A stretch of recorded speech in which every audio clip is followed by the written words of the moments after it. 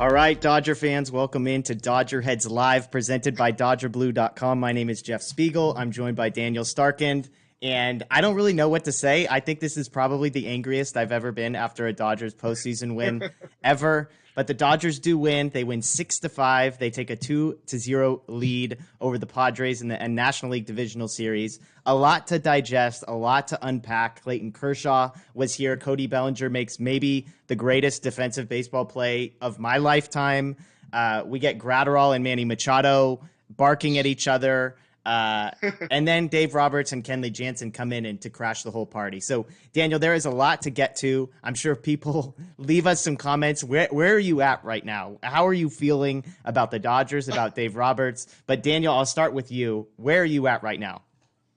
I'm just a whirlwind of emotions right now. That was like one of the most stressful games I've ever been through. It was a blast, obviously. It was two good teams going at it. A lot of emotions. Of course, Dave Roberts, who we'll get into, didn't want to make it easy. But hey, we came out on top. We're up 2-0, and that's what's important right now because, woo, that was crazy. Yeah, I mean, I'll be honest. I don't think I actually enjoy playoff baseball. Like, I'm beginning to realize this about myself. Like, it's sort of like when the Dodgers were up 3 runs, I loved playoff baseball. When Kenley Jansen or Joe Kelly is on the mound with some of the best hitters in the league on the other team at the plate, there's actually nowhere I'd rather be. I mean, if you could see the psychopath that I am in my house, my wife is currently feeding our newborn. My 2 daughters are asleep. I am pacing literally the length of my house in between pitches, wall to wall, crouching, standing in different spots. An absolute nightmare. But we'll get to all of that. If you're just joining us on Facebook or on Twitter or on YouTube, wherever you're joining us, thank you. We are going to be giving away another hat, so be thinking about the giveaway is going to be for the best newspaper headline following tonight's game. So save it. Don't send it to us yet. We're going to read those a little bit later in the show, but give us the headline. If you were to write a story about the game you just watched, give us the headline. We will pick our favorite one, and a hat will be sent to you. Yeah, and we're looking for like clever, funny headlines, maybe throw a pun in there, something to make us laugh. Especially after that game. That was a crazy game. So you got a lot of options. So, yeah, this should be a fun contest. Yeah, exactly. We got Bellinger, we got Graterol, we got Machado, we got Jansen, we got Roberts, we got Kelly. You have options everywhere you look. But before we get into that, let's just sort of work our way through this game. Obviously, Clayton Kershaw starts for the Dodgers. Zach Davies starts for the Padres. And we're feeling good. Kershaw has been the best pitcher for the Dodgers. The Dodgers got to the Padre bullpen yesterday, so there was high hopes, I think, heading into this one. And the first inning was kind of exactly what you want. 1-2-3 inning for Kershaw. Guys are swinging early, but he gets Tatis, he gets Machado, no problem. But, of course, the Dodger offense is slow to get out of the gates, just like they were yesterday in the top of the second. The Padres take the lead 1-0. A little bit of an escape there from Kershaw, but the Dodgers do fall behind 1-0. And again, the offense just lifeless through the first couple innings. What did you see from the Dodger offense? It felt like, why can they not get up for the beginning of these games? Yeah, I mean, I saw Will Smith hit 2 balls Fair. that easily could have been home runs in other parks. But yeah, for some reason, all postseason, other than that first game against the Brewers when whatever his name is, the lefty, was just walking everybody. Yeah. Other than that, though, Seeger. it's been slow starts for the offense every game, which obviously is not ideal. I'd rather see them go out there and put up 3-4 runs in the first couple innings, and then everyone could relax. But it's never easy with this team. They got going eventually, though, which was good to see. We'll get to when they got going. Yeah. But the Barnes getting thrown out at third was huge. It would have been nice to add a few more runs there. But I think the offense did their part. They had a 6-3 lead going into the ninth. Totally. Most of the time, you'll take your chances there. Obviously, with the Dodgers closer, it's a different story. But 6 runs wasn't bad. The Padres had all their best relievers throw tonight, since none of them threw last night. So they saw their best guys, which is good, because now if they see them again tomorrow, they saw them once. Yeah. But we're still kind of waiting for the offense to break out a little bit. It's been slow to begin the postseason. Yeah, they were rough in the first 2 innings, but they get it going in the third. And one thing we'll talk about, you kind of hinted at the Barnes getting thrown out at third. the Dodgers scored 6 runs. There were innings where it felt like they got every drop out of the inning possible. There were other innings where it felt like they left something on the table. So when you feel like you left a little on the table and still score 6, that's a pretty good feeling. But the third inning is where they did their damage. Pollock reaches. Austin MVP Barnes gets a single to put first and third with nobody out. And then Mookie ropes a ball to third base. A great play by Machado. So you're starting to think, oh, great, this again. We have first and third with nobody out. We get a great defensive play. Is this really how it's going to go? But then Seeger doubles. We get a good bounce off the wall. It feels like every bounce up until this point has gone wrong, right back to the left fielder, whatever. But Seeger gets a great bounce off the wall. Turner grounds out, and then Muncie with a 2-out RBI single. Smith, again, this is one of the one you were talking about. He drives the ball to deep right center field. Grisham makes a great play to run under it. But the Dodgers are up 3-1. Kershaw's on the mound. It feels like things are finally get going. Kershaw, again, comes back out, shuts things off. Fourth inning, Bellinger home run, down to a knee, crushed to dead center. We were waiting to see if somebody was going to be able to get the ball out of the park. Cody Bellinger got absolutely all of that one. Yeah. Yeah, it was the first pitch of the inning too. So we're just coming back to his swings. He's golfing one out of there, Adrian Beltre style, with his knee on the ground. Yeah. And we've talked about how big this stadium is, and Cody made it look small. That thing cleared the wall, easily, dead center. I think it was like 435. So it was good to see him get going. He had a good overall night at the plate. So that's obviously good to see a former MVP get going. But yeah, that was big for them to finally break through, because that kind of takes a little pressure off Kershaw, that he doesn't exactly have to be perfect, which wound up kind of biting him with the 2 home runs. Oh, we little technical difficulties. I think we lost Daniel there. We'll circle back to try and get him on there. But as he's gone, sorry, Daniel, we lost you there for a sec. That was weird. It's all right. You good? Back. But yeah, I mean, I think we're so the Dodgers get up. Cody Bellinger hits the home run. They're 4-1. Now, I mean, we could go all night talking about the intricacies. We could circle back to the Austin Barnes play and stuff. But I think at this point, let's just jump ahead. So the Dodgers are up 6-3. I think for me, the bullpen issues begin as soon as Kershaw comes out of the game. So Kershaw comes out of the game. He's given up 3 runs. They come out for the 7th. And then Trinan comes in for the 7th. This, to me, is where I start to have questions. We've said all along the Dodgers have a number of relievers that we kind of feel equally good about as far as at the back end. Trinan is definitely in that group. I think Jansen has cemented his place as not being in that group. I think Graterol probably cemented his place as being in that group. Jake McGee, a guy we haven't even seen, was a guy they seem to trust in high leverage situation, who had great numbers. Victor Gonzalez, who pitched well last night. So there's a group of guys there. The Dodgers are up 4-3.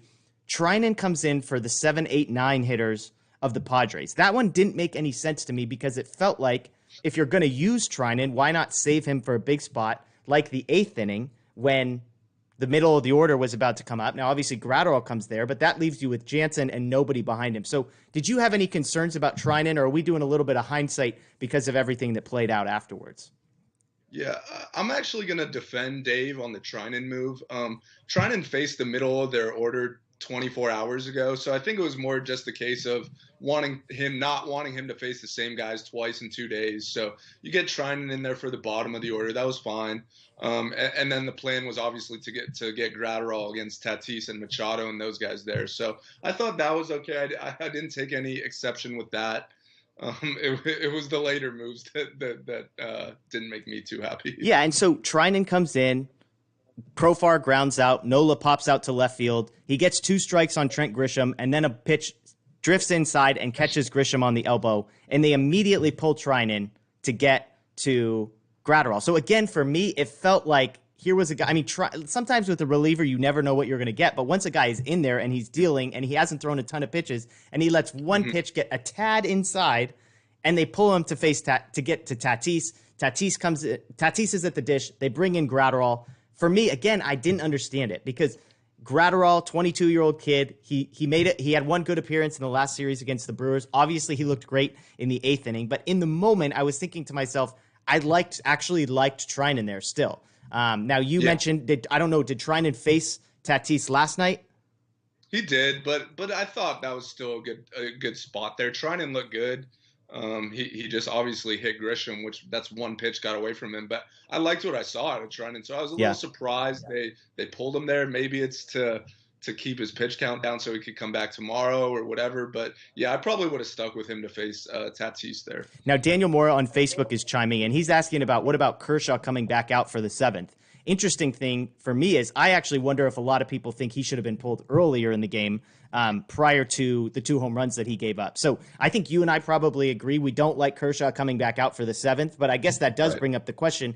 Did you have any issue with Kershaw staying for the 6th? I'll say for me, I didn't. I thought he would look good. The 5th inning, I was looking ahead to the 6th, and I was like, oh my goodness, he's got to face the heart of the order. And the 5th inning, he was lights out. There were no questions with Kershaw in the 5th inning. So for me, 8-9-1, no issues. He gets nasty curveball to Trent Grisham, makes him look absolutely foolish. Then he gets Tatis. So bringing him back out for the 6th, for me, isn't that big of a deal. Machado hits a home run. Honestly, that was a great pitch. That was a breaking ball that was below the knees. He hits out. Hosmer's home run was rough. They leave him in. That was kind of interesting. Like, do you leave Kershaw in at that point? We've seen this before. He gets Pham. He gets Myers. He gets Cronenworth. He gets out of the inning. So do you agree there? Kershaw for the 6th, were you okay with that decision? Yeah, I was. Like you said, the pitch to Machado was a good pitch, so credit to Manny for putting a good swing on that. And then the Hosmer one, that wasn't a good pitch, but you could argue that was one of Kershaw's only bad pitches all night. I thought he threw well, so I thought 6 innings was perfect. We've seen him come back out for the 7th too many times and it not end well, so I don't think you need to press your luck there, especially with the amount of bullpen arms you guys got. Yeah, minus Kenley, of course, but I thought the 6 was perfect for him. So they get to Graterol versus Tatis, and pretty much my worst fears are immediately come to fruition because his first pitch, while it's 100 miles an hour and Tatis swings and misses, he balks. He moves the tying run to second base. Clearly the signs of a 22-year-old who lets the moment get to him a little bit. I would say I don't think that's an unfair assumption. You also don't see that balk called a whole lot, especially on the first pitch. But yeah, it was a balk, so yeah, you're right. So then Graterol, the very next pitch, Tatis smashes to center. And I mean, I think I have a terrible memory. I'm going to preface this with I can't remember what I had for lunch yesterday, okay? So when I make outrageous statements about the best thing I've ever seen, take this into consideration. Mm-hmm. This was, I think, the best defensive play I've ever seen a Dodger make in my life. Agree or disagree? Yeah. I tweeted that, considering the circumstances, I think that's the best defensive play I've seen. So yeah, we're on the same page there. It's either a home run or an out. Those are the only two possibilities there. And it's either the Dodgers winning by 1 or the Padres winning by 1 in the 7th inning of a postseason game. The stakes don't get much higher than that. It's two of the most, electric players in baseball, with Tatis hitting the bomb to dead center. And then you got Cody, who's arguably the best defensive center fielder. And he tracked that down perfectly. As soon as he went up and came down, I knew he caught it. Like sometimes on those, you don't know if they caught it or if it went over, but I knew he caught it right away. And it was just incredible. Yeah, and I've had a couple people, if you've got another idea, if I'm missing a play, let me know. The one that a couple people have mentioned to me is Chris Taylor back in the 2018 NLCS. That was kind of the comparable one, I think, for some people. But maybe I'm missing one. If you're following on Facebook or Twitter or YouTube, please let me know if I'm missing one. But I'm with you. Not to mention it's Tatis. Not to mention it's the guy that is absolutely at the heart. I mean, if that ball goes out, the Padres dugout erupts, Tatis erupts. Yeah. And I mean, it's safe to say not only because it goes from a 1-run lead to a 1-run deficit, but I think the whole complexion of the game and the series is flipped completely on its head. Agreed. I agree with that 100%. We know that Padres are a team that feeds off energy. We saw it the inning before when, Machado and Hosmer hit the homers. So if Tatis, if that ball gets out, the Padres take the lead, that dugout just erupts. They're playing with confidence. They got their swagger back. Yeah. But Cody made the play and stopped that from happening. And at that point, it seemed like the momentum was heading in the Padres' direction. Cody just said, "Nope, we're taking that right back." And then from there, we'll get into the antics that happened after that, obviously. But from there, the Dodgers took the momentum back and scored, the runs that it took to win the game. So that was a game-changing play right there. That was huge. And let's talk antics because let me set the stage here. So Manny Machado in the 6th inning hits a home run off of Clayton Kershaw. does what every Padre has done, which I am perfectly fine with. Celebrate the crap out of your home runs. Throw the bat. Like, I mean, Grisham's was sort of more disrespectful. I don't think it was disrespectful, but on the scale of disrespectful, Machado's was not. From what I saw, from the angles that I saw, he wasn't barking at anyone when he hit the home run. It wasn't outrageous. He threw it up, right? So then Tatis hits a home run. It gets caught. Graterol, who's a 22-year-old kid, who's, if you've been following it all, is a guy who is sort of a character. He's larger than life. He does crazy things. So Bellinger catches this. Graterol basically bat flips his glove. He bat flips his hat. He just throws it in the air. He's not even looking at the Padres. I mean, at one point he does a 360, but he's not even really paying attention to the Padres. He's kind of in his own world, probably grateful that he's not going to get skewered. And all of a sudden, at the end, he looks like, as he can hear Machado, and Machado is F-bomb, F-bomb, F-bomb, F-bomb at Graterol. A lot of F-bombs. And Graterol, because, I mean, this guy's a legend. This is Joe Kelly, pouty face status. He waves to Machado. He smiles. He blows him a kiss. We've got Max Muncie, who's the man, telling him to, get the F out of here, basically. And the clincher for me is... that's his former teammate, too. Fair. Totally. Remember, I think you could get a pretty good sense whether or not the Dodgers liked Machado when he was in the dugout based on some of these interactions. And then I think the clincher for me was Mookie Betts. Now, if you watch Dodger games, Mookie Betts is literally friendly with everyone. He never overreacts high. He never overreacts low. He's joking with...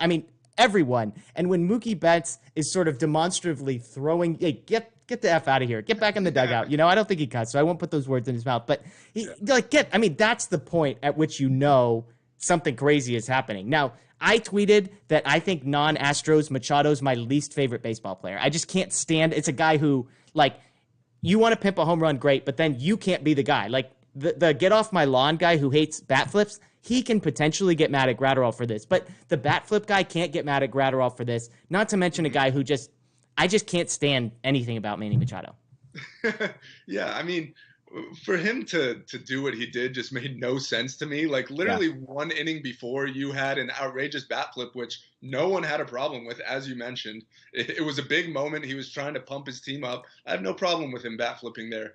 But basically, Graterol did the same exact thing. He just threw a glove instead of a bat. Like, what's the difference, You got to realize what the moment is. Like, this is a 22-year-old kid on the mound who thought he just served up a go-ahead home run to Tatis. Yeah. And he's going to be the GOAT, the GOAT as far as the guy who ruined the game. Yeah, we got to clarify there.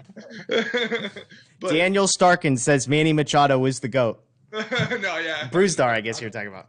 No, but, Graterol thought he just gave up the game. Yeah. And all of a sudden, Cody makes this incredible play to pick him up, and the inning's over. And how are you not excited in that moment? This is playoff baseball. Like, I know when that happened, I was in my living room, throwing stuff and going crazy. So it's only reasonable for Graterol to react in that way. No, we've never seen anyone throw their glove and hat like that, but we see bat flips almost every night that we've never seen before. Like, guys are taking it to a whole nother level, and no one, obviously the get off my lawn people have a problem with it, but for the most part, we all enjoy it so much. So why would we not enjoy it in this circumstance? Yeah.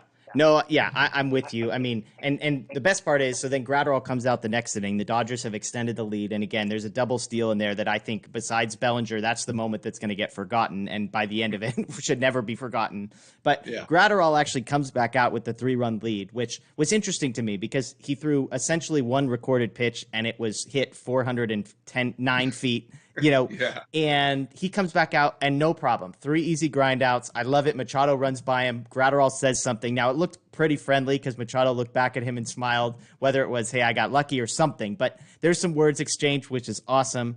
The Dodgers do nothing in the 8th, and then we get to the 9th. And I think for me, there's a few different scenarios that play here at the 9th. My first question is, do you even consider leaving Graterol in the game at that point? This is a guy who has starter length. This is a guy who hasn't pitched in a few days. This is a guy who just marched through some of the better hitters in the Padre lineup with no problem. In the 8th inning, you have a 3-run lead. Your bullpen, Treinen and Graterol, are both used if you don't leave him in. So that was the first thing for me. And we're going to get to Jansen, but was there any thought in your mind to maybe you just leave Graterol in that moment? That's absolutely what I would have done. He only threw 7 pitches. Jeez. after the Tatis homer, he came out the next inning and looked great, got 3 quick outs. So it wasn't a usage issue. He threw 7 whole pitches and looked good doing it. So I don't see why you don't stick with him, at least to start. Obviously, I'd have 2 guys warming up behind him.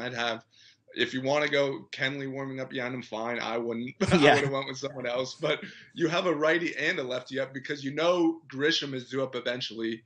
You know that Mitch Moreland is on their bench. That's a lefty. Who mashes. We know he hit the homer off Kenley, and when he was with the Red Sox in the World Series, I didn't even know if that one's landed yet. But I would start with Graterol in that inning, and if guys get on base, then you start making some decisions. But he looked great, and just with Kenley, you never know what you're going to get. But before we get into Kenley, I will say if there's one positive to take away from what happened, that maybe this was the final straw and him being the closer. And if that's the case, it came in a win, which is awesome. I got a Dave Roberts quote from after the game here. He said, as far as Jansen in the 9th inning going forward, he said, "I'm going to keep thinking through it. I thought there were some good throws in there." Oh, God. So I guess it's a positive. He didn't straight up say Kenley's still our closer. He said he's thinking through it. I don't know what there is to think through personally.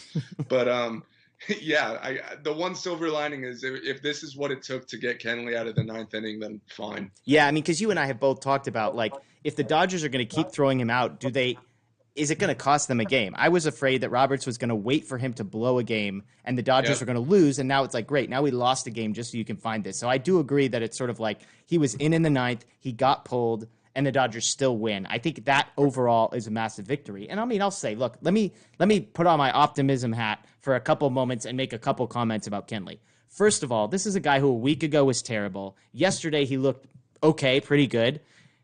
Roberts doesn't do him any favors bringing him back the very next day. Roberts wasn't putting him in the absolute best position to succeed. If your goal is to make Kenley Jansen the old Kenley Jansen, this was the worst thing you could do, bring him back on no rest to see what you have. Okay, so that's the first thing. So I'll give real quick, could I just give one little counterpoint to that? This could have been a good situation for Kenley. It's a 6-3 game. The bottom of the order's coming up. That's a situation where you hope, maybe he has a quick 1-2-3 inning and then his confidence is sky high. But obviously it didn't work out like that. And I agree. You don't need to pitch him 2 days in a row when you have so many other quality arms in that bullpen. Yeah, a guy like Jake McGee, who, again, has been great all season. We haven't even seen him yet. So here's the other thing I'll note about Jansen. He comes in, easy strikeout of Will Myers. Then he gets to Cronenworth. And let's point this out. Austin Barnes dropped a foul tip, strike 3. So this whole situation could have been 2 outs, 2 strikeouts for Kenley Jansen, lots of swings and misses. Then we get to Moreland. He gets a full count, double.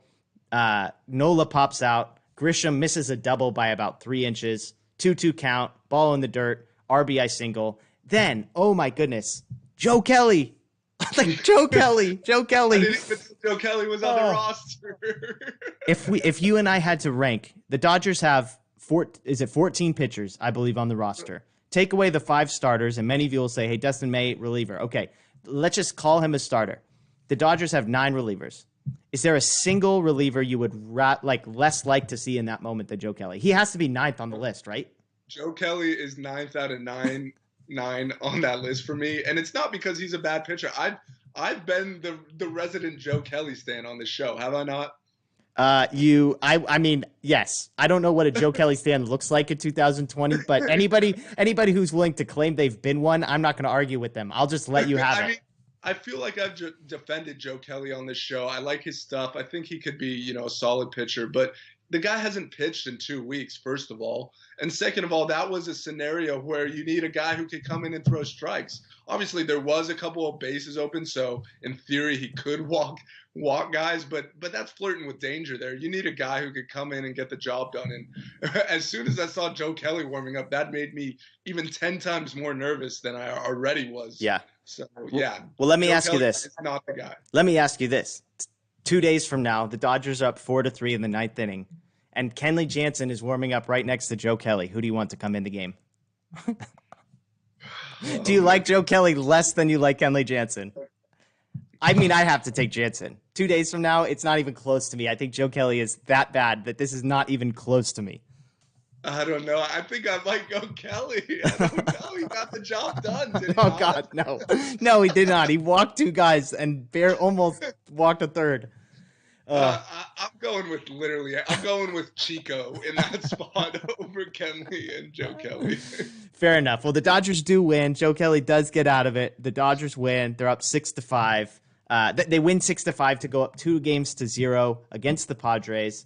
So let's get to our giveaway. We're going to do a hat giveaway. We did one of these last night. We're going to do it again tonight. The way that this works is I want you and Daniel and I, we're going to think of our own headlines for this. We're going to I'm going to make this rule. It's got to be appropriate. Okay. It's like, this is PG rated headlines here. Okay.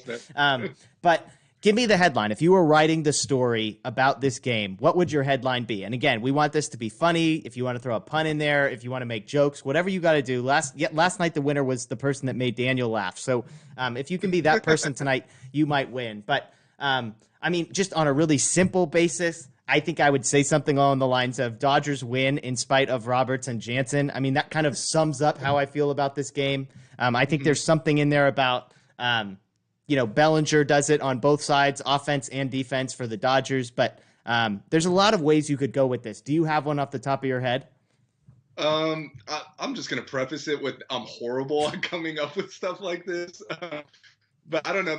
The thing that came to my mind is like Machado turns Slam Diego into Wham Diego. Oh, I like it.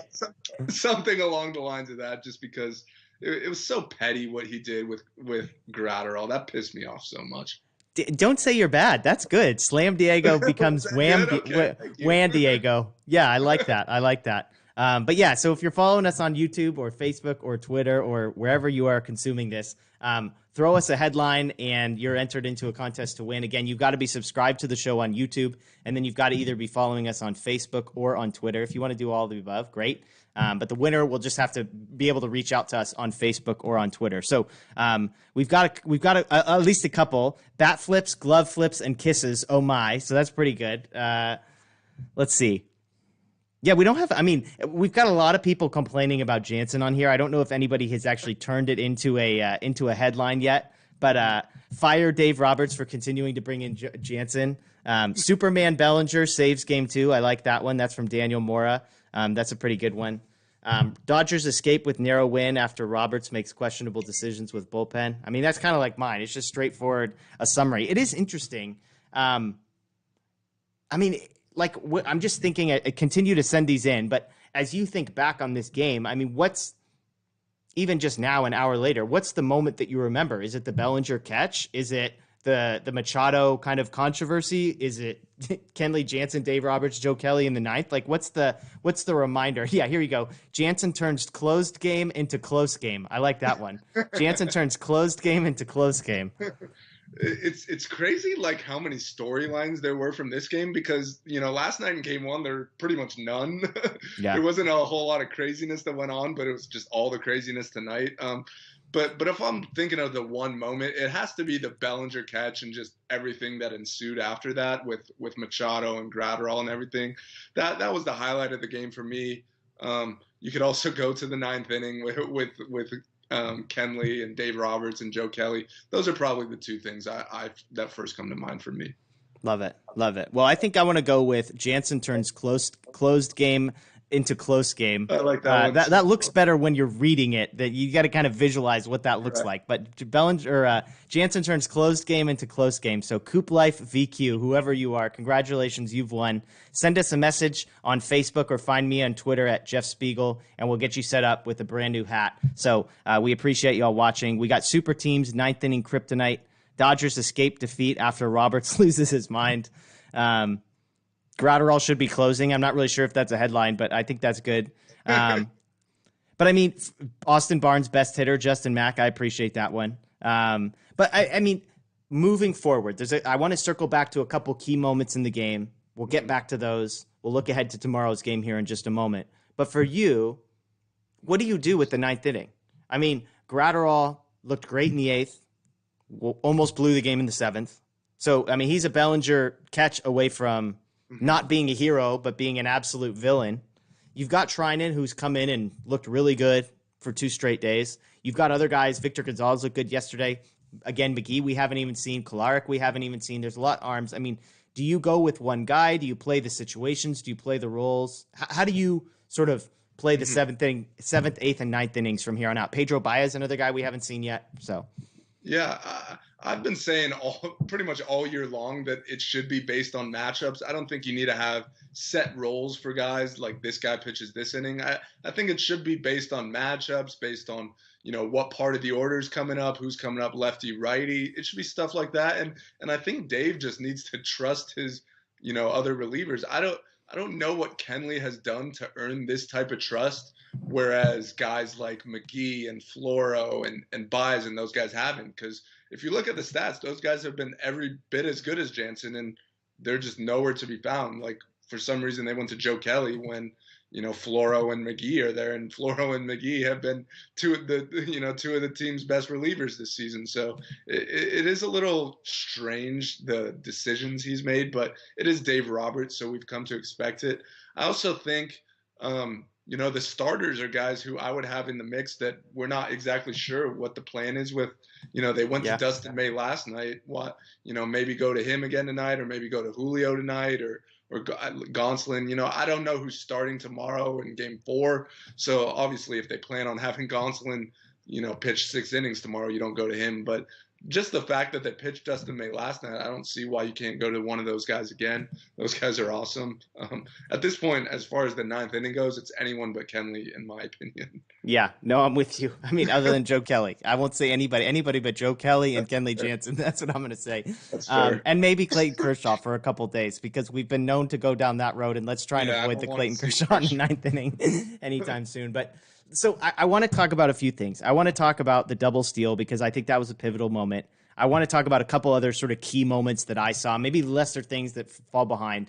Let me throw one more crazy idea. I put this on Twitter, put up a poll. We had a ton of people vote on this.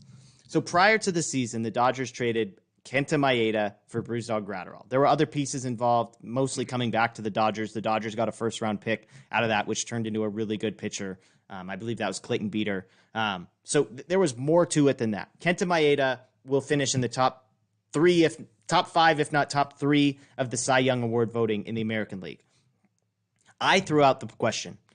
If right now you had to choose for the next 3 weeks, you could either have Kenta Maeda or you could have Brusdar Graterol, who would you choose? And I threw this out. I wasn't trying to be hot takey. I wasn't trying to be reactionary. But genuinely, I was wondering, because I think it's close. I think on one hand, you have an unbelievable starting pitcher in Maeda, one of the best in baseball right now. On the other hand, you have a guy who potentially is an absolutely dominant Josh Hader-esque relief pitcher, not right now, but has that potential to come in and be a Brandon Morrow type guy for the Dodgers. I'm curious where you fall on that, and then I'll share my thoughts. Yeah. I saw this poll right when you posted it, so I was one of the first people to vote, so I didn't even realize how lopsided it was until like an hour later. It was like 80-something% Graterol? Yeah, let me find it. I believe last I saw it was 80% Graterol. Yeah.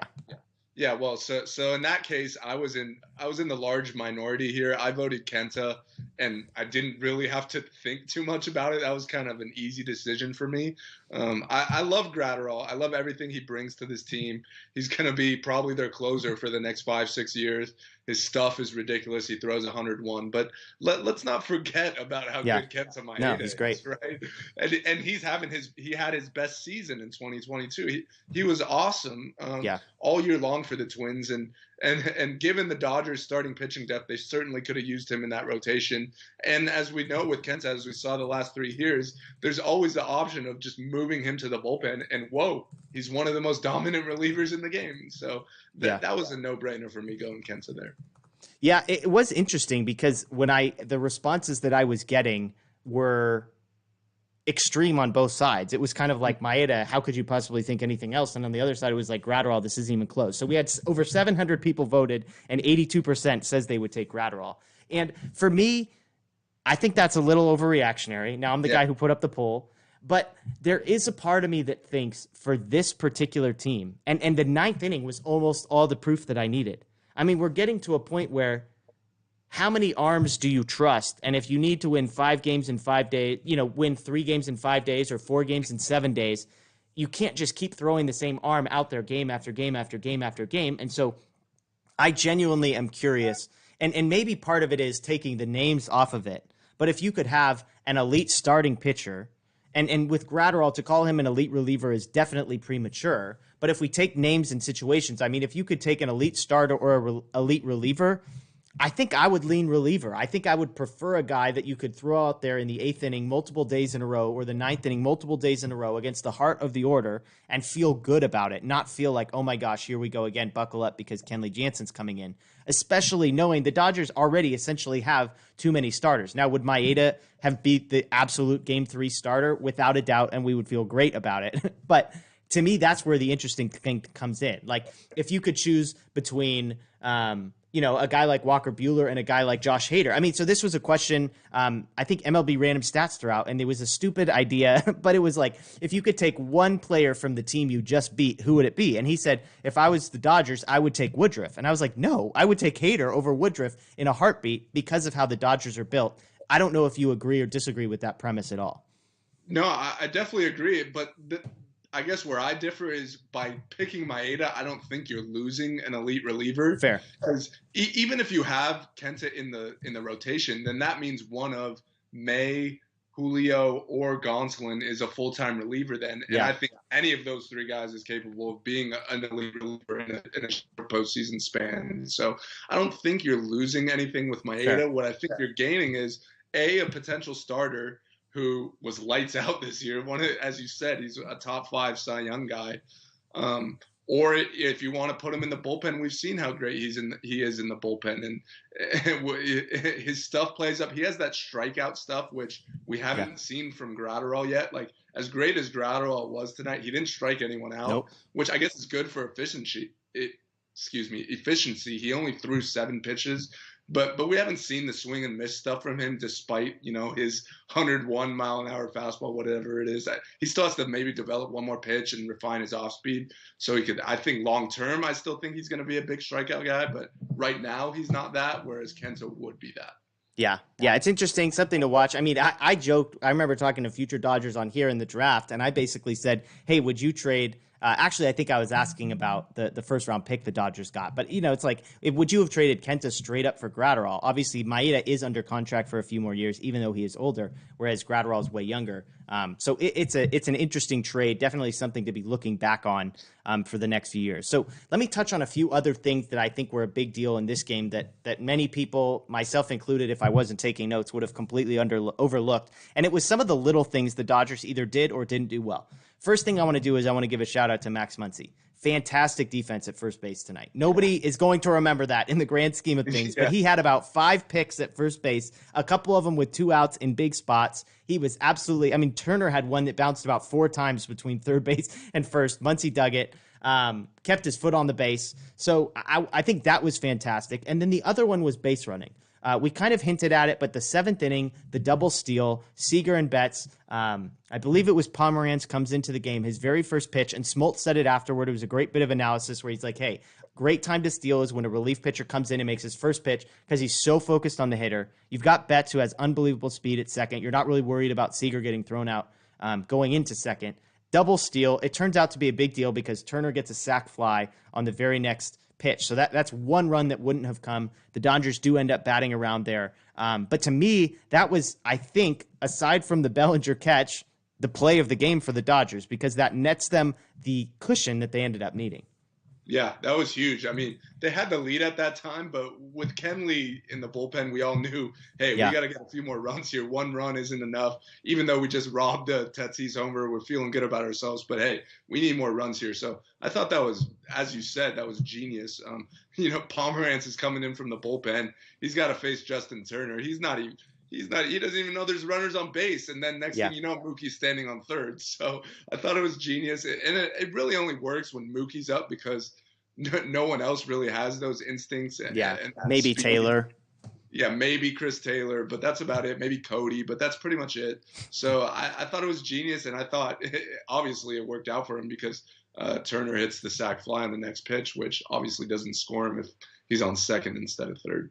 Yeah, and I'll bring this back to another moment that I think I'm probably in the minority on, but the fourth inning, Bellinger hits the home run. Later in that inning, Barnes singles, Mookie singles, and then Barnes gets thrown out trying to go to third base. Now, I understand the criticism. You don't want to make the third out at third base, running into third base. For me personally, I just like the aggressiveness. I think the same type of aggressiveness that calls for a double steal in the seventh inning is the same type of aggressiveness there. From my perspective, you have Barnes, who is a good runner, and basically you need an absolutely perfect play from Jurickson and Profar to throw him out at third, which they get. Now, if Barnes is safe, you have Mookie Betts standing at second base, I assume, and all of a sudden you have two runners in scoring position with Corey Seager up instead of one. Now, I understand the, hey, first and second with Corey Seager, one of your best hitters, a guy who hits doubles. I get all of that. I guess for me, it wasn't so much the outcome, or it was more, I just liked the aggressiveness personally. I don't know how you felt about that moment. Yeah, no, I agree. I like aggressiveness as well. Like, I'll never fault a guy for being too aggressive, whereas I will absolutely fault a guy for not being aggressive enough. Yeah. I don't know if that's the right situation to do it. Like you said, it's like a cardinal sin of baseball to make the third out at third base, especially when you got one of your best hitters coming up. So yeah. it was risky and it didn't work out, but I didn't come out of it super mad or anything. Like, what are you doing? Yeah. It was so dumb. Like, it wasn't like that for me. It was like, well, that probably wasn't the best idea, but like you said, I like the aggressiveness. Yeah. Well, and again, that play didn't end up mattering. I thought there was one other big moment. Corey Seager led off an inning. It might have been the fifth inning with a double, and they just stranded him there. I thought that was a huge moment. I wrote down, hey, if the Dodgers lose, Seager leading off with a double, they had the starter was still in the game. The Padres were so desperate for length that they just left this guy in. Turner can't come through. He grounds out. Muncie grounds out. And then Will Smith, again, he smokes it right at a guy. Will Smith at one point was 0 for 3, averaging a 99-mile-an-hour exit velocity on top of a 107-mile out that he had yesterday. So, I mean, you thought he busted out of the bad luck because he did that for basically the first 2 months of the season. And, I mean, the guy's hitting the ball as well as anybody on the Dodgers, and yet he cannot buy a hit. Yeah, if this series is played at Dodger Stadium or someone else, we might be talking about Will Smith as the player of the series right now with like 3 homers and 5 or 6 hits. Like, so poor guy. But I mean, he's swinging the bat well. That's all you could ask for. So that luck usually, sorts itself out. He'll get some ones that fall in moving forward here, hopefully. Yeah, absolutely. Well, let's look ahead to tomorrow. So game 3, there is a bit of mystery here because as far as I know, neither team has been crystal clear about what their plans are. Am I missed something? I just saw on Twitter, the Padres named Adrian Morejon their starter. He's a rookie lefty. A little surprising. They're not going with Paddock. Maybe it's a situation where he's the opener and then Paddock comes in, or maybe they're saving Paddock for game 4 or 5. I don't know what you're saving him for. You need a win. But so it's a rookie lefty going for San Diego, and then Dave Roberts would not name a starter yet, so we don't know who's going for the Dodgers. And Paddock is a righty, so the possibility of an opener is there. Now it is interesting because Mookie's going to bat leadoff and Seager's going to bat second no matter what. So it's not really like the Dodgers are going to change their lineup based on a decision like this. So I'm not totally sure I understand that. And otherwise, I mean, this guy is a reliever, you said. So it feels like, it's not like that guy's going to give you 5+ innings of pitching, right? So that'll be maybe 2 or 3 innings max. Yeah. And I mean, the one guy we haven't seen is Trevor Rosenthal, who is their closer. So he is still lurking, although I mean, Pomeranz arguably a better pitcher than Rosenthal, even though Rosenthal has been the 9th inning guy. So it's not like there's a Josh Hader or a Craig Kimbrell of old, not 2020 Craig Kimbrell, 2017 Craig Kimbrell lurking back there. So it's not like one of those situations where they're just forcing themselves to get a guy into the game. But that is interesting. Now for the Dodgers, I think the assumption has been that Gonsolin's the guy who's going to get the start. Again, no indication from the Dodgers. They did mention, hey, maybe Dustin May, but I thought John Smoltz made an interesting point because he said, yeah, you would throw 25, 30 pitches 2 days before a start, but he's like, you're probably not throwing them 100 miles an hour like Dustin May was in game 1. So I was like, you know what? That's actually a really good point from John Smoltz. So it feels like to me it's probably not Dustin May, especially up 2-0. There's no reason to rush a guy back. So for you, is it pretty simple? It's Tony Gonsolin tomorrow? I think it's 50-50 between Julio and Gonsolin. I don't know which they're going with. I would probably lean Gonsolin just because of how awesome he's been. But we saw Julio look great in the wild card round. For the second half of the season, he was pretty much awesome. And Dave Roberts said the plan is to get him a start in this NLDS. So as far as I'm concerned, it could be either one of them, which I think is good because now the Padres don't know who to prepare for. One's a righty, one's a lefty, different styles. So I guess we'll find out tomorrow who they go with. But I'm cool with either one. I have full trust in both of those guys. Yeah, that would be interesting. Now, Morahone, by the way, I think you mentioned this, but he's 21 years old. His numbers this year are not great. I mean, he's got a 4.5 ERA. He has pitched a little bit. Somebody in the chat was mentioning that he actually has started a game. So this, like, as an opener. So yeah, exactly. He started games, but he's not a length guy. He's not a true starter. Got it. Yeah, super young. Let's see. I mean, the Dodgers have seen him. It was not good. September 16th, 2 innings pitched, 2 hits, 2 runs, 3 strikeouts. So not super great for him. But yeah, so he has started 4 games. He went 3 innings, 1 2/3. He did start against the Dodgers, 2 innings, and then 2 2/3. So yeah, I mean, they're hoping to get 2 or 3 innings, you would guess, based on all that. I'm with you. I don't think I understand it. I mean, Paddock is this guy they seem to like. You need to win this game. I guess part of their thinking is, I mean, they have to start this guy either in game 3 or game 4. For some reason, they like him more in game 3 than they do in game 4. It's not like you can bring back anybody earlier, in game 5. Obviously, you're not bringing Clevenger back. He's done. So I mean, if I'm the Padres, I guess I'm just resigned to, we need to win all 3 of these. Game 3 is not any more important than game 4 or game 5. And it's not like the order is necessarily going to matter. I mean, I'm just trying to imagine how they come to that decision. And I guess that's the best I can come up with. Yeah. I think the fact that we haven't seen Paddock in either of the first 2 games, like they went with Clevenger, whose arm is falling off, and Zach Davies, who had a good regular season, but he just got lit up in the wild card round. Like, I don't know if you're thinking of Zach Davies as a top line starter. So the fact that they went with both of those guys over Chris Paddock, and now they're going with a rookie. We'll see if maybe Paddock comes in after him if it's an opener scenario. But if Paddock doesn't pitch tomorrow, I don't think it shows like that they have any confidence in him, or it shows they have no confidence in him. Yeah. And if you're him, you can't be feeling good knowing, hey, I threw game 1 in the wild card. I was our game 1 guy in the wild card round.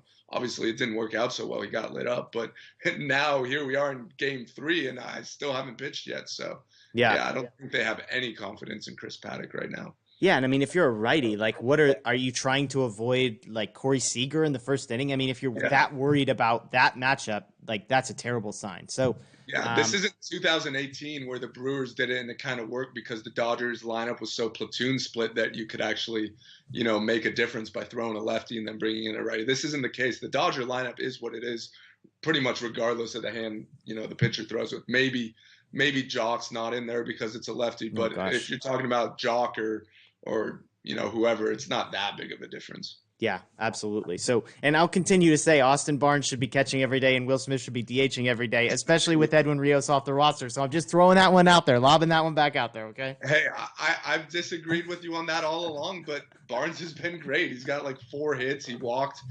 So he's been awesome. It's hard to argue with that right now.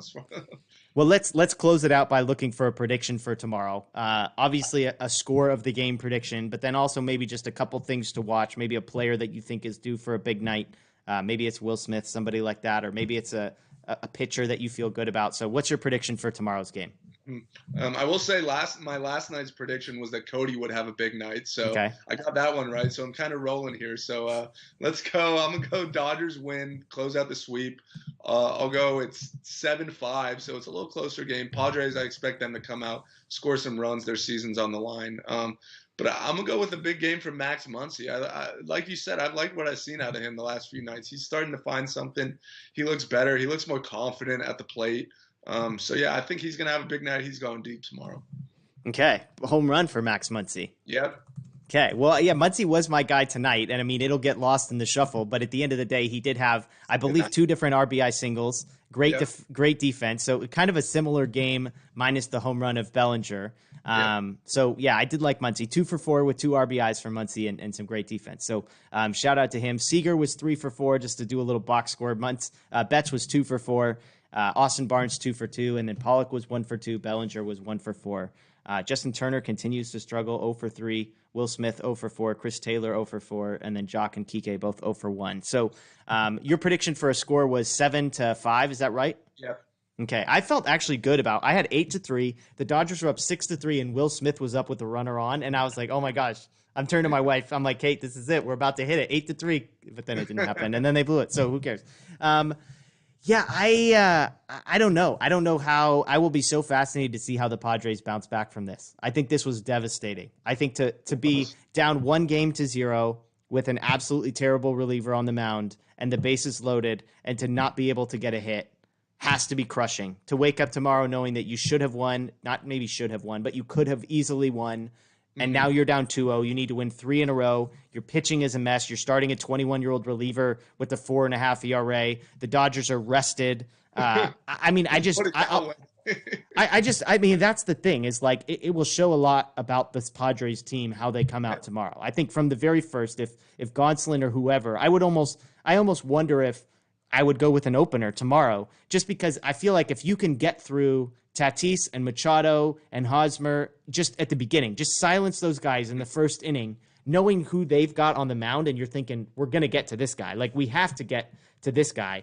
It will be interesting. But so I'll be curious. I could see this being a blowout, honestly. I could see the Dodgers getting 3 runs in the first, the Dodgers mowing down their player, the Tatis and Machado in the first. I mean, do we really feel like a guy like Machado is going to be fighting if they're down 6 runs in the 6th inning